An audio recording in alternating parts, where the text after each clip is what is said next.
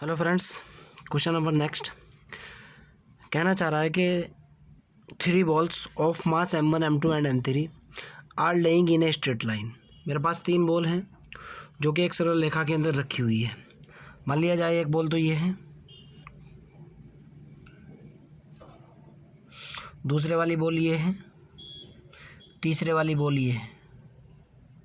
इसका मास m1 है, इसका मास m2 है, इसका मास m3 है। सरल रेखा के अंदर रखी हुई है। ओके, ये लो सरल रेखा में रखी हुई है। क्लियर है ना। First ball is move with a certain velocity. मान लिया पहली बॉल की जो है ना इनिशियल वेलोसिटी क्या है, u1 है। Okay, so that it strike to the second ball directly. ये बॉल इससे टकराई, ठीक है ना। टकराने के बाद जो है ना, अब देखता हूँ क्या होता है। And second ball collide third ball, फिर ये वाली बॉल इससे टकराई। चलो ठीक है, कोई बात ना। टकराने से पहले ये वेलोसिटी इसकी कितनी है, u1 है। टकराने के बाद इसकी वेलोसिटी मैंने कितनी मान ली, सपोज दैट v1 है। ओके, आगे देखता हूँ। मेरे पास 3 बॉल थी, एक का मास m1 था, दूसरी का m2 था, तीसरी का m3 था। ओके, जो एक सरल रेखा में रखी हुई थी। पहले वाली बॉल दूसरी बॉल से डायरेक्टली टकराती है। And second ball collide third ball, दूसरे वाली बॉल थर्ड बॉल से टकराती है। ओके, मान लिया इसकी वेलोसिटी u2 है, इनिशियली वेलोसिटी इसकी u3 है, इसकी वेलोसिटी v2 है। टकराने के बाद इसकी वेलोसिटी कितनी है, v3 है। आगे चलते हैं। E is the elastic constant for each ball. चलो, ई मेरे पास इलास्टिक कांस्टेंट है। And after the first ball impact the first ball becomes rest. जब पहले वाली बॉल इस बॉल से टकराती है तो ये जो है ना, ये पहले वाली बॉल विराम अवस्था में आ जाती है। अर्थात जब ये विराम अवस्था में आ जाती है यानी v2 की वैल्यू कितनी हो जाएगी, 0 हो जाएगी। क्लियर है ना। आगे चलते हैं।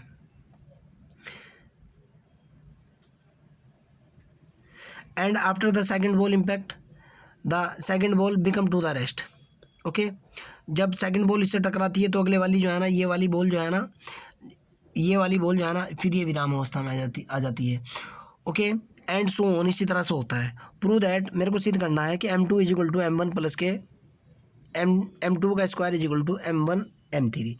जनरली क्वेश्चन के अंदर क्या दे रखा है, ये जो बॉल है ना, ओके, ये जो पहले वाली बॉल है, इसकी अगर मान लिया टकराने से पहले वेलोसिटी कितनी है, u1 है।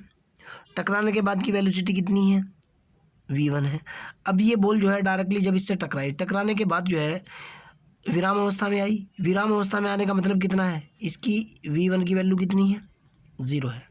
ओके, ये बात क्लियर समझ में आ चुकी। ओके, इनिशियली इस बॉल की कुछ वेलोसिटी थी और ये वाली जो बॉल है ना, ये शुरू में रखी हुई है। जब ये बॉल रखी हुई है, टकराने से पहले की बात करता हूँ, टकराने से पहले तो ये रेस्ट की पोजीशन में है। जब ये रेस्ट की पोजीशन में है तो इसकी ये वेलोसिटी कितनी है, ये भी 0 है। क्लियर, समझ आ चुकी बात। आगे की बात करता हूँ। अगर मैं फर्स्ट 2 बॉल के लिए कंडीशन अप्लाई करता हूँ, for first 2 ball, FIRST, first 2 ball के लिए हमारे पास एक फार्मूला होता है बेटा, और फार्मूला ये होता है v1 इज इक्वल टू, ध्यान से सुनना, v1 इज इक्वल टू, ये होता है u1 m1 माइनस em2 और प्लस m2 u2, और यहाँ होता है 1 प्लस के e बटे होता है m1 प्लस के m2, m1 प्लस के m2। क्वेश्चन के अंदर साफ साफ कह रहा है कि पहले वाली बॉल जैसे ही टकराती है ना, रेस्ट की पोजीशन में आती है। जब रेस्ट की पोजीशन में आ जाएगी तो ये वैल्यू 0 हो जाएगी। क्लियर है ना। ये वाली रेस्ट की पोजीशन में है तो ये 0 है। जब ये इससे टकराएगी तो ये वाली बॉल रेस्ट की पोजीशन में आ जाएगी, यानी इसके लिए v2 0 हो जाएगा। u1 u2 और u3 टकराने से पहले वेग हैं, v1 v2 v3 टकराने के बाद वेग हैं। ओके, ये इससे टकराने के बाद आफ्टर इम्पैक्ट ये वेलोसिटी 0 हो चुकी। क्लियर है ना, समझ आ चुकी होगी मेरी हर एक बात। बॉल की जो मास दे रखी है m1 m2 और m3 दे रखी है। मेरे पास ये स्टैंडर्ड फार्मूला होता है, मैंने इसका यूज़ करते हुए वैल्यू निकाली।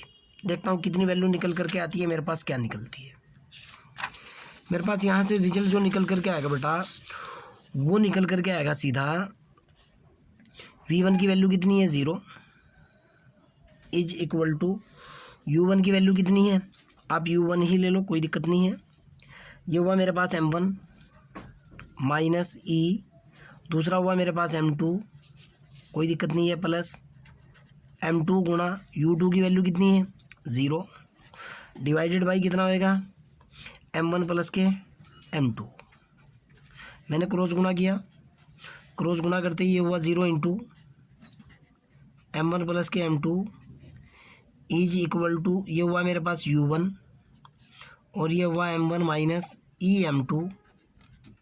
ये तो 0 हो चुका, कितना निकला भाई u1 m1 माइनस के m2 इज इक्वल टू 0। यहाँ से क्या निकल गया भाई m1 माइनस के m2 इज इक्वल टू कितना निकल गया 0। m1 की वैल्यू कितनी निकल गई m1 इज इक्वल टू निकल गया m2। ओके, सिमिलरली ध्यान से सुनना, m1 मेरे पास कितना निकला m1 इज इक्वल टू निकला m2।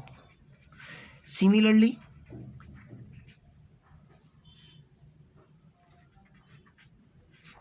Second ball and third ball के लिए, similarly for second ball and third balls, in ball के लिए सेम रिजल्ट क्या निकल करके आएगा बेटा, मेरे पास रिजल्ट निकल करके आएगा m2 same process is equal to होगा m3। ठीक है ना। अब देखो बेटा, यहाँ तक के तो कोई दिक्कत नहीं है। मैं अगर इसका स्क्वायर करता हूँ, इन दोनों का गुणा करके देखो आप भाई यार, तो यहाँ से की वैल्यू निकालो। सपोज दैट ये आपकी इक्वेशन 1 है, सपोज दैट ये आपकी इक्वेशन 2 है। मेरे पास m1 इज इक्वल टू कितना है भाई m2 है ना, की वैल्यू निकालो। बराबर कितना निकला m1 बटे m2 आ चुका। की वैल्यू सेकंड के अंदर पुट करो, की वैल्यू सेकंड के अंदर जब मैं पुट करूँगा ये हो जाएगा m2 इज इक्वल टू की वैल्यू डाली m1 बटे m2 इंटू m3, क्रॉस गुणा किया m2 का square is equal to m1 m3। Hence proof, यही आपको साबित करना था। ओके, एक छोटा सा होमवर्क दे रहा हूँ, find out the velocity of the third ball after impact. Okay, find out the velocity of the third ball after impact with the second. आपको ये वेलोसिटी कैलकुलेट करनी है। अगर नहीं कैलकुलेट हो पाई कमेंट बॉक्स के अंदर क्वेश्चन को डाल देना, I will help you. Okay, इस लेक्चर के अंदर बस इतना ही, बाय।